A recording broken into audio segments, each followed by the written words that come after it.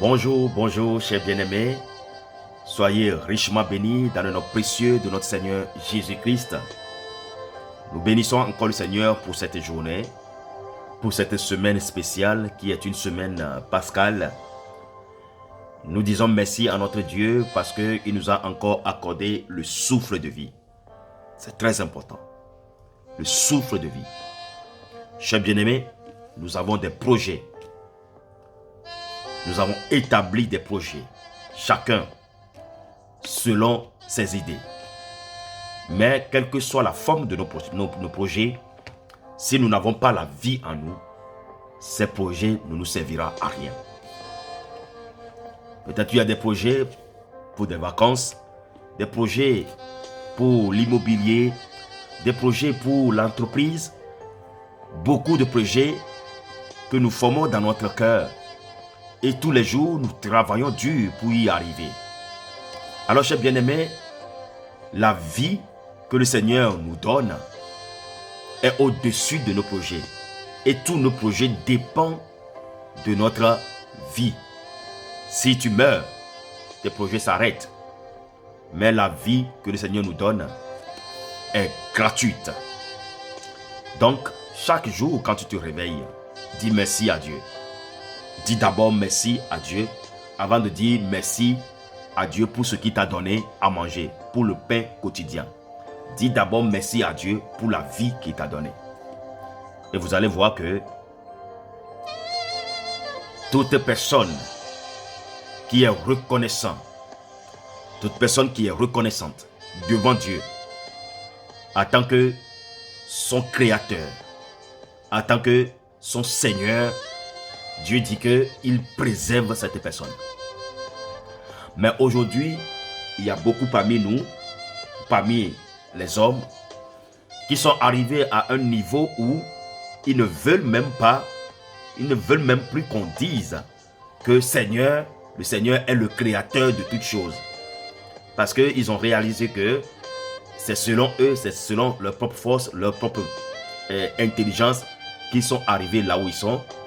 Ils sont malades, ils vont à l'hôpital, ils vont dans les grands hôpitaux, ils sont soignés avec des grands docteurs, pas des grands docteurs, avec des médicaments chers, avec la nouvelle technologie. Donc pour eux, ils ont tout eu à cause de leur position, à cause de leur richesse. Et ils oublient que c'est quelqu'un qui donne cette vie, car les médecins, il soigne, mais celui qui guérit, c'est Dieu. Amen.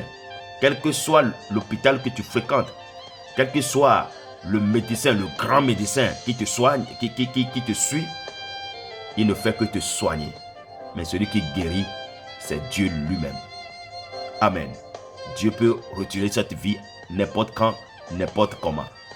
Alors, ayons la conscience. Ayons le sérieux et disons merci à Dieu qui nous a donné cette vie. Que Dieu te bénisse. Alléluia. Nous allons rapidement lire dans le livre d'Ésaïe. Ésaïe était un prophète, un grand prophète qui a beaucoup parlé du Christ, de l'arrivée de Christ, de son ministère et de sa résurrection. Ésaïe, un grand prophète. Dans le livre d'Ésaïe, chapitre 1, le verset 2, qu'est-ce que la Bible nous dit? Cieux, écoutez, terre, prête oreille, car l'Éternel parle. J'ai nourri et élevé des enfants, mais ils se sont révoltés contre moi. Alléluia. Il dit cieux, écoutez, la terre, prête-moi ton oreille, car c'est moi l'Éternel qui parle. J'ai nourri et élevé des enfants, mais ils se sont révoltés contre moi. Ici, Dieu est en train de parler de toi et de moi. Du monde. Comment il nous a nourris. Et comment il nous nourrit toujours. Comment il nous a élevés. et comment il nous élève toujours. Le Seigneur, Dieu, prend soin de nous. Dieu nous préserve de toute maladie. Dieu s'inquiète toujours de notre bien-être. Il nous nourrit tous les jours. Il nous protège tous les jours. Nous sortons tous les matins de nos maisons. Vous allez voir dans une famille, le matin, le papa part pour son travail, la maman part aussi, les enfants aussi vont à l'école. Mais le soir, par la grâce, tous se retrouvent encore à la maison. C'est une grâce. Il y en a, ils sont partis de chaque côté, mais ils ne sont pas tous revenus ensemble à la maison.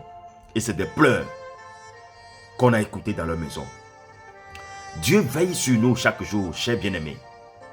Quel que soit ton péché, Dieu veille sur toi. Dieu te nourrit tous les jours. Ne pense pas que c'est ton travail qui te nourrit.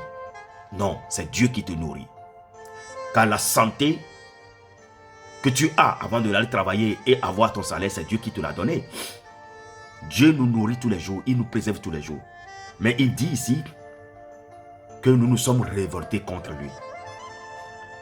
Comment on se révolte contre Dieu? C'est de renier son existence.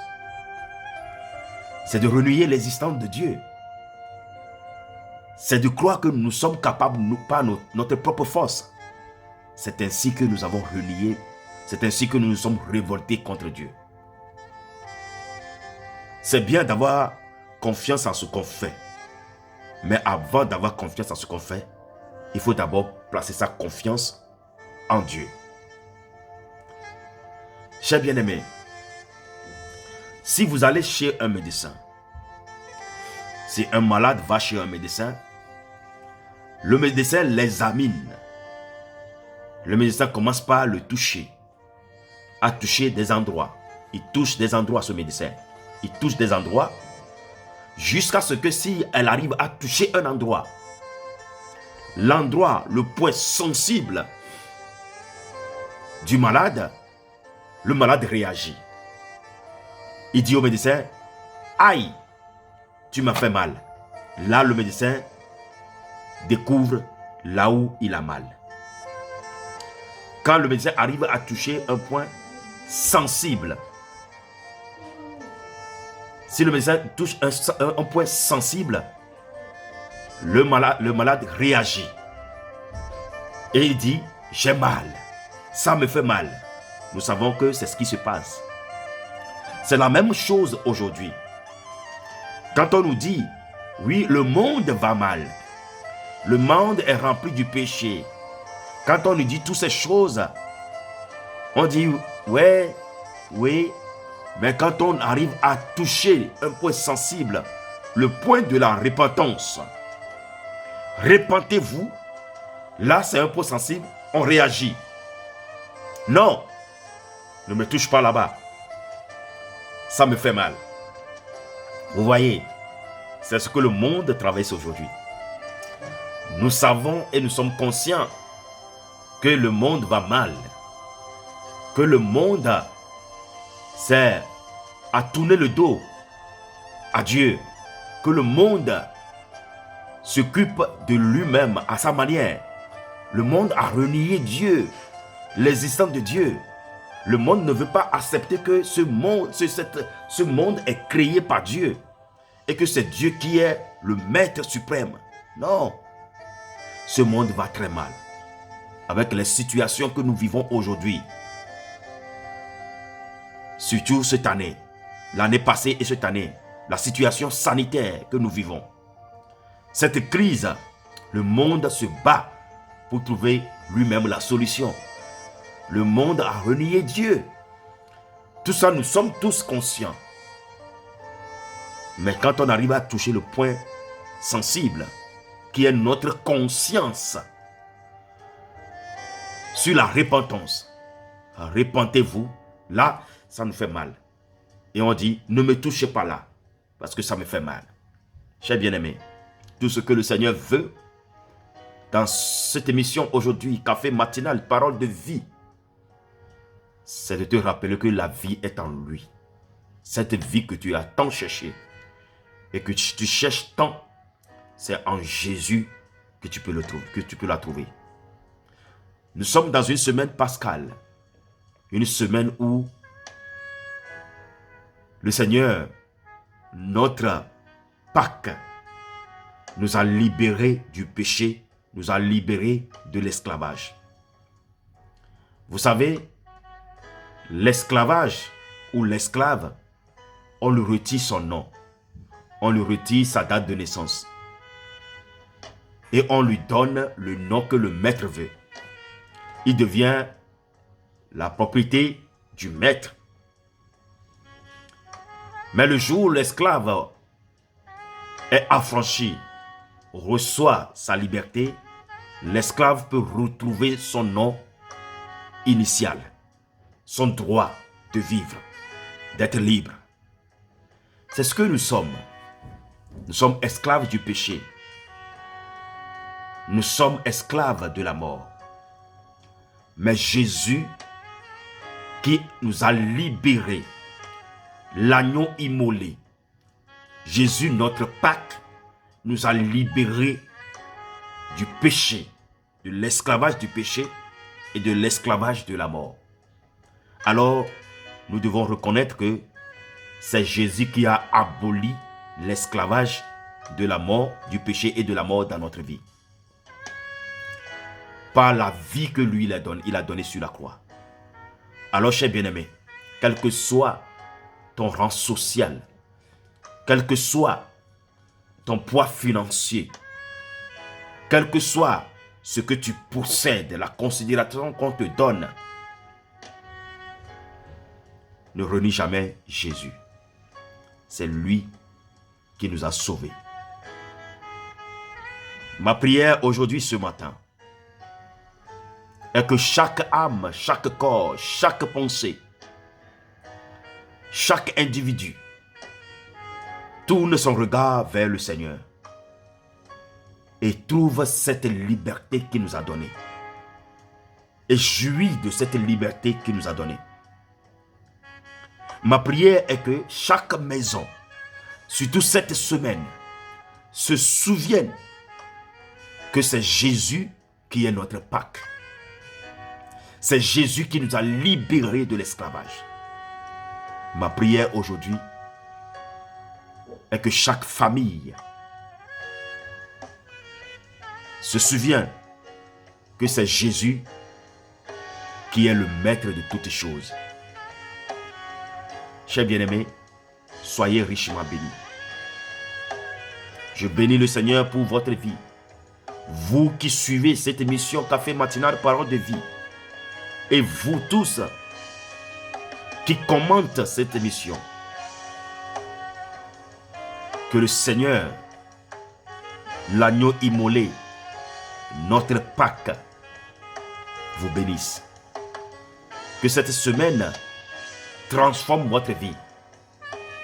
Que cet homme, Jésus, qui s'est donné volontairement pour nous, pour l'amour de Dieu à notre endroit, pour nous réconcilier avec notre Créateur,